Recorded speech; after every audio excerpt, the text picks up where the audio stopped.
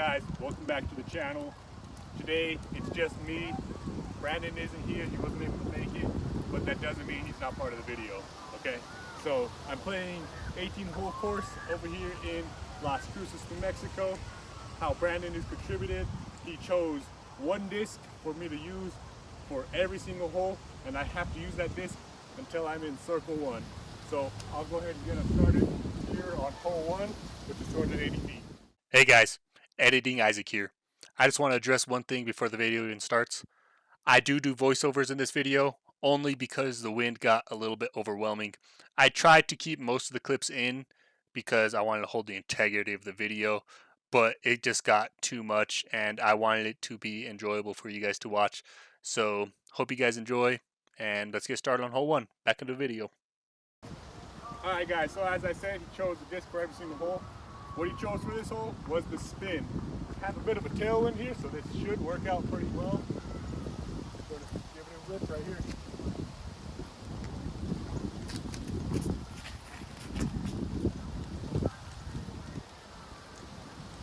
I think I might be in circle. Alright, so check it out guys. Somehow landed in circle with me marking. What I forgot to mention earlier was I have a goal to shoot +2 with what Brandon chose, because a lot of the shots that discs he chose, sorry, were discs that I don't use for those shots. But it'd be nice to start with the birdie right here, so I have 3 shots to work with. Bang, let's go. Alright, so for hole 2, he chose an Envy, which, I mean, I only have putting Envies, so I have to throw in my putters here. It's about 330 feet right between those 2 trees, so I'm going to be playing this one for a par, unless I somehow get magical. I am throwing into a headwind, so I highly doubt that will happen, but... Oh, there's the headwind. Okay, playing for a par. Here's my line. I'm just going to use the same one. Honestly, it's not that bad. I might just give it a frisbee toss bid. Get in there. I made it. It's a 2. It's a 2. Here we are walking up on it, and look at that. I'm not too sure how I meant to follow that. Sorry about the dog. But anyways, this is one of the holes where he chose a disc I wouldn't throw. Dimension, it's a 230-foot shot right there. So he didn't say how I have to throw. I'm gonna try to chop him beforehand, just stand still.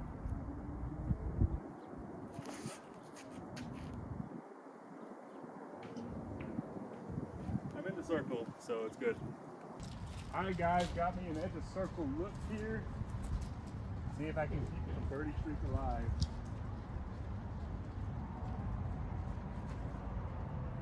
Cash.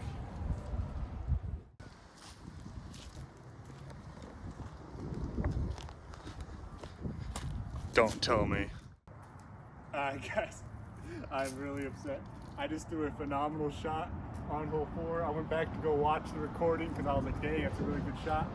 And I forgot to press record.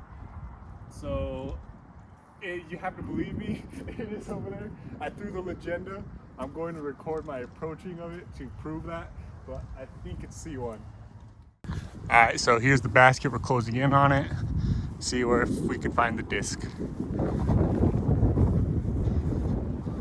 It was a crazy shot too. It like did a full S curve. It's not by the basket. Oh, it's right at edge of circle. Okay, it's right here. Perfect. Alright, after that part breaking the not recording, I'm gonna make sure that I'm pressing record every time. See if I can recover the birdie. Edge of circle.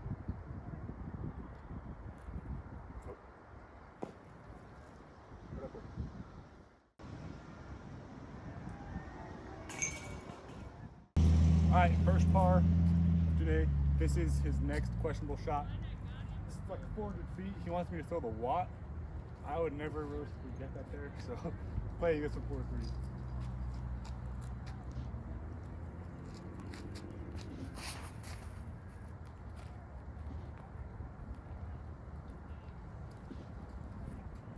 Yep, just an upshot from right there. Okay, as per our rules, I have to use the lot again because I'm outside circle. Going to just give it a flick.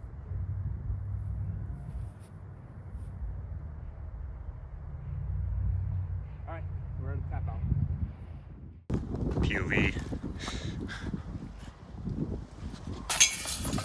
As stated earlier, here is the first voiceover of the video. I'm talking about the disc I'm throwing. It is a photon, and without further ado, here's the throw.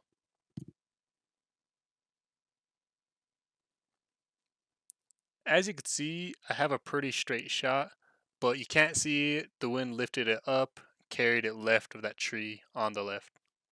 Here I am approaching my shot, which, as stated earlier, is left of that tree. I put the tripod by the basket, and here comes the putt.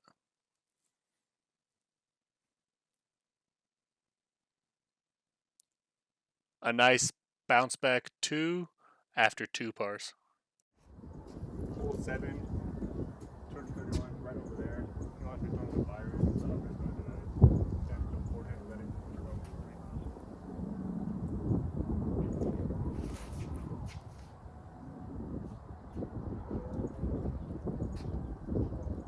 It didn't turn over. Not much to say here. I wasn't in the circle, so I just do a step putt to lay it right by the basket and tap out for par.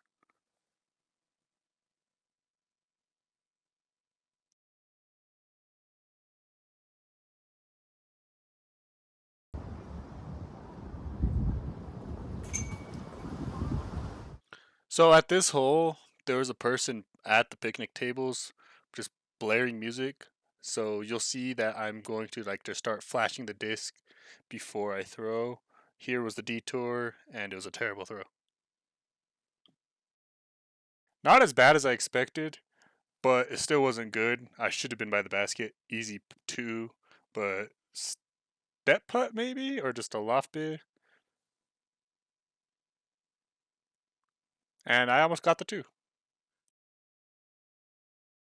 I was throwing directly into a headwind here, and my choice was just time lapse because that's what Brandon said. And you could see the wind shaking my phone here. I almost knocked it over, but I had a pretty decent shot. I did give myself this as edge of circle because I didn't want to measure it out. And I took a knee. I'm not too sure why. Maybe because of the wind, it got in my head. But I just laid up. I almost went down the hill, but it worked out in the end.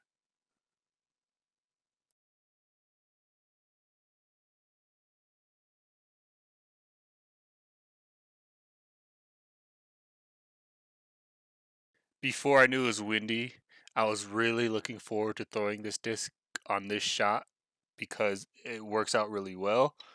And here I throw it, and it just holds that angle too hard. And there's not much else I could do. Got a similar putt to what I did on hole 6 earlier. See if I can make it this time.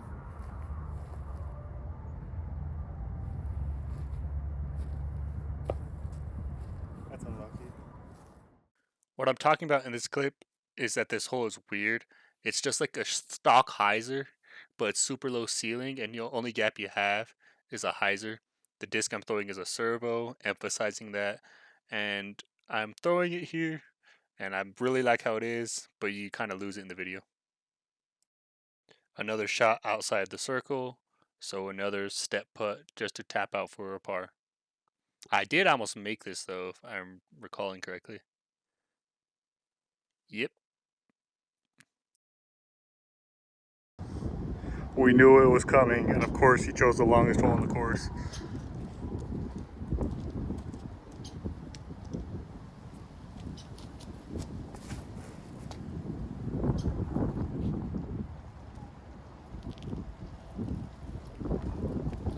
So this is where my disc landed.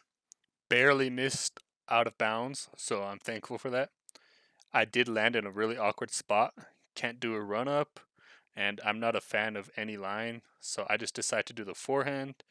And as you'll see right here, that was a poor decision because I think the headwind and just my bad release. I approached this lie just jokingly saying, this is my specialty shot, a flex, standstill backhand. And as you can see, I execute it pretty well.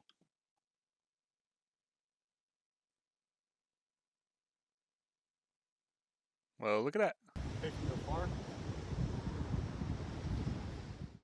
As I stated, here's me flashing the disc. It's a resistor. I realistically would never throw this on the shot because it's too far for me. I just have this as a niche disc, but here's my throw. And I feared that I lost it, but thankfully I didn't. I'm not too sure how he expected me to get this there, but we'll go from a chip shot.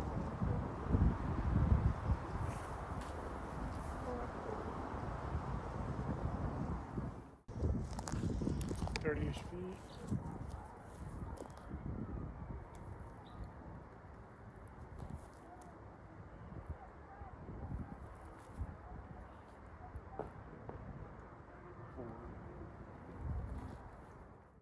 This is the table the guy was at earlier, listening to music.